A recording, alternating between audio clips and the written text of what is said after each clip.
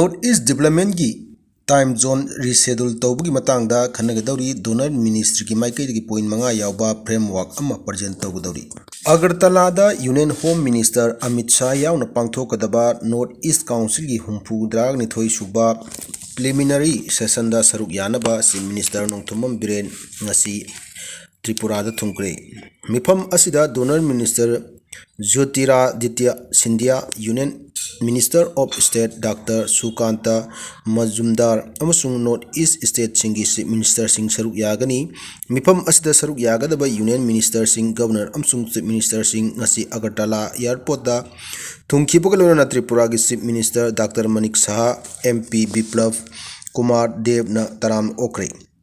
Preliminary session gi ahoba numita CM Birena North East Council gi members singa interaction pangthokani. Dragani thoi suba North East Council gi asigi preliminary session asida mapung oina North East State singi development progress singi matangda kupna khanagani. Topic sing adugi manungda infrastructure development, economic growth amasung connectivity hingat annabugi matangda khanagani. North East asi maru oina North East State singi economy amasung social development ta thengnariba sing asi ko onanaba mapung oina daita lawriba agency amani. Lambi sembi na khongjang changchilingai charakta lakai kharagi eviction notice lakpada mai hauna sauna kre. Khudong thingai oiraba pangai lambi gi phibam chimjinanaba tha asigi 13 gi hauna social standard club, Komidok Social Development Club, Social Reformer Club, Young Sports Union cum Library, Friends Union Club amasung maikai adongi miyamna akan makhongjang changchilingai marakta ngasi Imphal East ki Sub Deputy Collector na maikai adomda leiriba Arambam Somorendro Ningsing Phura yauna atei infrastructure sing eviction tawnaba order tholakpadagi miyam mai hauna saunakre. Eviction gi tonganba order tholakiba adugi manungda laikai gi mairasang panchayat gar community hall amasung yum kharasu yauri hiram asigi matangda ngasi Salanthong da pangthokiba pawimpham amada Imphal Pangai Road Joint Development Committee ki convener Salam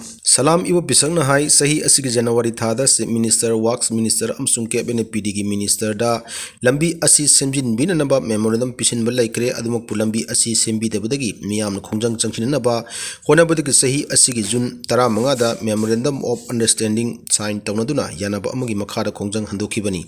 Adubu makhatana lambi sembiraktabadagi miyamna khongjang changkilakibani lambi asi semdriba pawba makhatana khongjang changkhinjigani pawimpham adu saruk yakiba kurai khunpham len lairam len sintha kanglupki maira paibi khundrakpam santiblana hai ngasi thokiba ADC gi eviction order adu lamlongdagi Salanthong pawbada leiriba turel khongbal da saba community hall singdi yaudana Salanthongdagi eviction harulibasi kari karamba mongdano haibasi mari leinaba singda athu matamda sengdokadabani hai daksinki. Masi leiriba state government se democracy satlibra chatrabra dictator gi shasan da mathang aduna ni akoi opposition side gi the time has come to shape the constitution of India.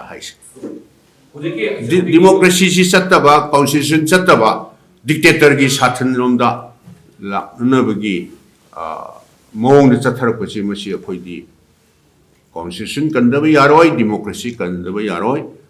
praja sing Manipur leiba praja sing ga khusham naraga haina koi haijari constitutional head akoi gi governor da memorandum ama pisan khre adudagi house ki custodian oiriba honorable speaker da ama pisan khre copy ama memorandum do aduga chief minister da akoi ngrang copy amamam pisan khre aduna masi Manipur da hujik lairiba government se masi Bharat ki constitution piriba madugi provision mayam singsi loina violate tawre akoi democratically elected government se lairibra laitrabra masi democratically elected laitragadi dictator gi shasan tawduna tum chathaduna lairabra haibase akoi opposition gi side tagi question tawjari aduga Manipur praja singna su masi soina ki haidokpa manaruba tanna ni khangde amani khangde akhang aijing leiba mayam punamakti masi loina khangangani constructive suggestion akoi matam punamakta adu akoi adum pigani aduga sarkari tawham thokuma thau tawraktaba taragadi akoi tuminna silent spectator dona leibadi akoi gi leiba yaroi haidra matam punamakta akoi keno tawjagibadana aduna hojiksu adum matam lei haiba tare atai provision mayamam lei parliament tawhiba khotkiba short notice tawraga adum tawba yaba through press amasung media da adum asomon tawba yagi provision mayamam lei madudi sarkar na so adum khangam bani adun sarkar da akoi democratically leiriba institution se function tahon biu masi akoi akoina thamjari mo phumjai in the interest of the